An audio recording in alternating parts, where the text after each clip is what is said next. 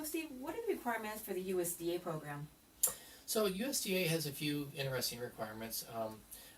First of all, you need to have at least a 580 credit score with most lenders. Some lenders require a 620 credit score. Your household income has to be under the county maximum, like a lot of down payment assistance programs. This is based on family size. So 1 to 4 is one category, and then 5 and above is a higher threshold for qualifying. What's unique about this one is a home has to be within a designated area. So typically what that means is not within a metropolitan area. So within our area here, our local cities, a few cities around here don't qualify, but we only have to go about 10 miles away to where there's an open area where there's several homes that qualify. USDA stands for United States Department of Agriculture, but it's not a farm loan. And specifically, they don't finance this program for farms. It has to be a single family home without a barn structure on the property. And then it also has some home price limitations, and so the threshold is a little bit lower than, say, an FHA loan for the loan limits. Okay. And how does this program differ from other down payment programs?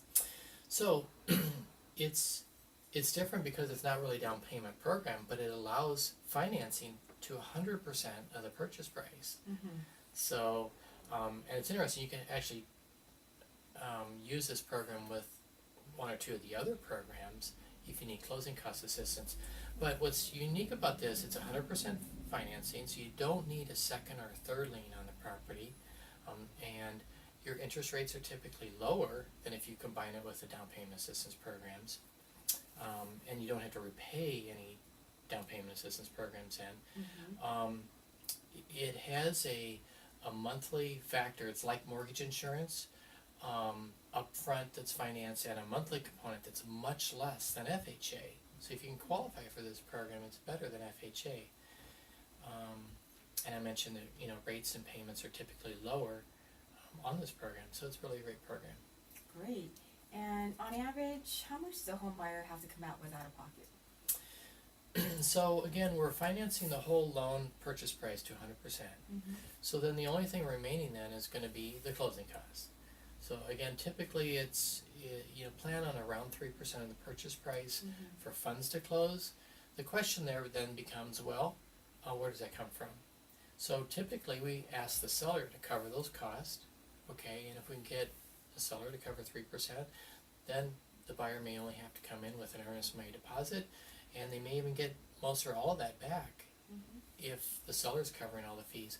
One unique feature about USDA versus all other loans is that if the home appraises for more than the purchase price, we can finance the closing cost up to that appraised amount.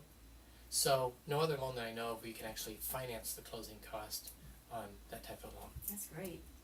And what type of home buyer is this program ideal for? Well, so certainly those that don't have access to money for a down payment. Anyone that wants to live, doesn't have to live within a metropolitan area, because again, the house has to be in an area that's not in a high densely populated area. It's also suited well for people who had some credit issues, okay? And anybody that qualifies for this program definitely would be better served than going to FHA. So those type of people. Okay. Yeah. And then besides the area restriction, are there any property restrictions? So property restrictions are going to be similar to FHA. So they'll do manufactured homes, they'll do homes with casitas, so no real other restrictions. Just if it conforms to the FHA guides, then it should qualify for USDA. There's a couple little quirky things that you don't run into very often, like you can't actually have a barn on the property. It definitely can't be for agriculture purposes. It has to be for residential purposes. Okay, great. Thanks, Steve. Thank you.